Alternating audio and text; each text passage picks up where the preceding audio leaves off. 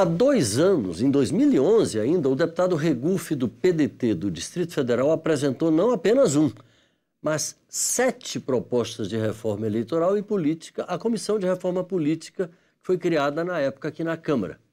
O deputado Regufe está aqui com a gente, participa desta edição do Palavra Aberta, uma produção conjunta da Rádio Câmara e da TV Câmara. Deputado, o senhor já se antecipava com 7 propostas nessa época, mas de lá para cá nada andou. Né? Nada andou, mas isso é muito grave. Eu acho que esse país precisa passar, Paulo, por uma série de reformas. Mas a principal delas, na minha opinião, é uma reforma política. A nossa democracia representativa ela está em crise. A população ela não acredita mais nos seus representantes legalmente constituídos. Isso mostra que a nossa democracia representativa não está bem. Então tem algo errado e precisa ser mudado. Isso é culpa do quê? É culpa dos personagens, por desvios éticos inaceitáveis, mas isso também é culpa do sistema. Então a gente precisa modificar o sistema.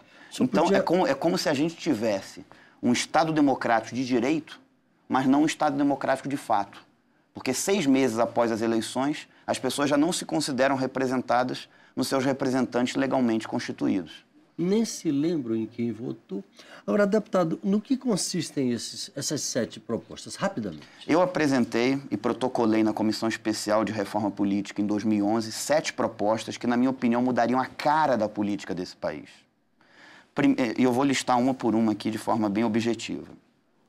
Primeira delas, fim da reeleição para cargos executivos e limite de uma única reeleição no máximo para cargos legislativos, para que o sistema seja constantemente oxigenado, renovado, para dar chance a mais gente, para que a política seja um serviço e não uma profissão. Eu acho que isso ajudaria muito a oxigenar o meio político. Segunda proposta, instituição do voto facultativo e extinção, fim do voto obrigatório no Brasil. Hoje, muitas pessoas votam sem fazer a reflexão devida que esse gesto precisa e merece.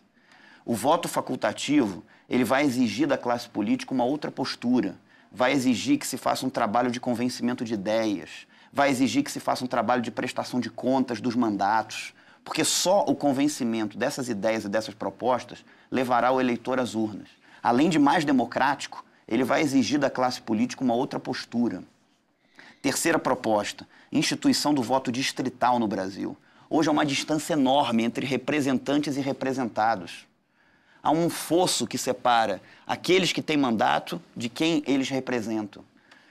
Nós tivemos no estado de São Paulo 1.131 candidatos a deputado federal. Qual é o debate que a gente tem com 1.131 candidatos a deputado federal? Nós tivemos aqui no Distrito Federal... Muitas vezes é votado num distrito, num lugar lá, sei lá onde, que ele nunca visitou, que ele não conhece, ele nunca sequer... Exatamente. É preciso trazer a política para perto do cidadão. E o voto distrital teria essa... O voto distrital cumpriria esse objetivo. Nós tivemos no Distrito Federal aqui 855 candidatos a deputado distrital. Eu tinha pena de candidato a deputado distrital, porque ele não conseguia nem ficar conhecido, que dirá ter as suas ideias conhecidas e debatidas durante o processo eleitoral. Ou seja, há uma despolitização do processo eleitoral e uma desideologização da política, que é ruim para a democracia. É preciso trazer a política para perto do cidadão, o que o voto distrital cumpre essa função. Quando você divide o Estado em distritos e cada distrito passa a eleger um deputado, você inclusive torna a política mais acessível ao cidadão comum, porque você vai diminuir o custo da campanha. Porque hoje a pessoa tem que fazer a campanha no estado inteiro. Com o voto distrital, vai bastar ela fazendo um distrito. Ou seja, você torna a campanha, diminuindo a área geográfica da campanha, você diminui o custo da campanha e torna a política mais acessível para o cidadão comum, traz a política para perto dele, vai obrigar que ele tenha que também prestar contas, porque vai ser um só. Ele não vai ter que fiscalizar vários, vai ter que fiscalizar um só. Quarta proposta, instituir um sistema de revogabilidade de mandatos.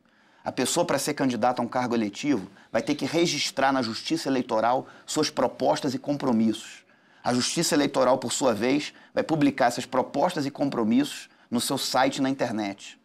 Se depois de eleito, se o eleito não cumprir qualquer um daqueles compromissos que ele colocou na campanha e que registrou, ele perde o mandato, a Justiça Eleitoral tem que julgar isso nos mesmos moldes que julga hoje direito de resposta em campanha eleitoral. Julgamento sumário. Isso vai fazer que, por exemplo... Tal como acontece hoje com os empresários que não cumprem o que prometem nos seus produtos e aí são acusados até pelos PROCONs, etc., de propaganda enganosa. Claro, porque hoje o eleitor não tem nenhuma garantia legal de que aquilo que foi prometido a ele será cumprido. Essa proposta visa criar essa garantia legal. Se um candidato a deputado diz que sou contra aumento da carga tributária, aí tem uma votação aqui na Câmara de um projeto que cria um novo imposto, ou que aumenta a alíquota de um imposto, e ele votar a favor, ele perde o mandato, porque dentro do princípio da democracia representativa, ele se comprometeu na campanha a ser contra o aumento da carga tributária.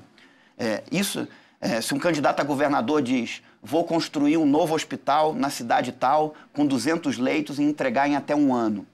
Se ele não entregar em até 1 ano um hospital ali com 200 leitos, ele não cumpre os outros 3. Isso vai fazer com que, num ponto futuro, as pessoas passem a votar mais em ideias e propostas do que simplesmente em pessoas, como é hoje. Isso vai fazer também com que o eleitor passe a exigir compromissos objetivos e claros dos candidatos. Deputado, com relação às doações de campanha. Esse é o 5º ponto, que é a proibição de doações privadas em campanha política. As pessoas falam assim, vai dar dinheiro para a campanha. Na minha opinião, seria o dinheiro mais bem investido da história do Brasil, que daria independência para a classe política e para os representantes. Agora, não pode ser como está sendo debatido, que é dar dinheiro para os partidos e para os candidatos. Se hoje tem gente que é candidato só para alugar tempo de televisão e vender tempo de televisão, que dirá para ganhar dinheiro diretamente.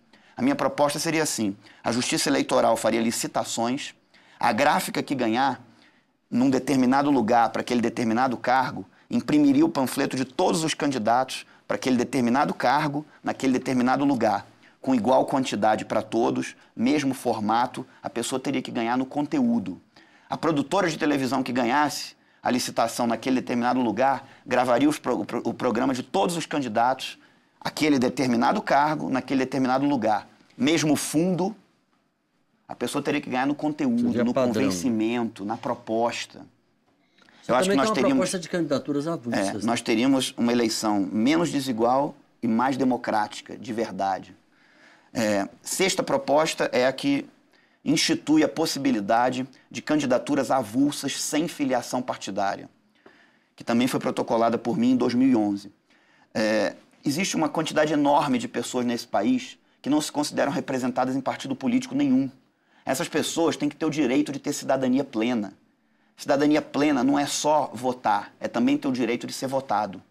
Então, eu vou dar a essas pessoas essa possibilidade. E a perda de mandato? Só para concluir, nessa questão das candidaturas avulsas, apenas colocar um filtro de que a pessoa, para ser candidato, ela terá que recolher 1% de assinaturas daquele eleitorado que ela vai disputar, para que tenha algum filtro, para que também não tenha candidatos a rodo. Então, mas ela vai ter o direito de ser candidato sem ter uma filiação partidária, se ela não acreditar em partido nenhum. Na minha opinião, é democrático. E a 7ª proposta é a que uma pessoa eleita para um cargo legislativo, seja para deputado, senador, vereador, ela não possa ir ocupar um cargo no executivo. Se ela assumir um compromisso com o eleitor de ir assumir um cargo no legislativo, ela tem que ficar no legislativo. Não pode sair para ser ministro, secretário de Estado. Hoje tem governos estaduais que metade das assembleias são compostas de suplentes. Até porque isso tem sido muito utilizado como moeda política, a gente sabe disso. É isso. E eu não estou propondo nada original, não. Nos Estados Unidos, quando o presidente Barack Obama convidou a então senadora pelo estado de Nova York, Hillary Clinton, para ser secretária de Estado, que é equivalente a ministro das Relações Exteriores aqui no Brasil, ela teve que renunciar o mandato de senadora pelo estado de Nova York. Se a pessoa quiser ocupar um cargo no executivo, não tem problema nenhum, mas tem que renunciar ao seu mandato. Até porque a Constituição Federal é clara quando fala na separação dos poderes.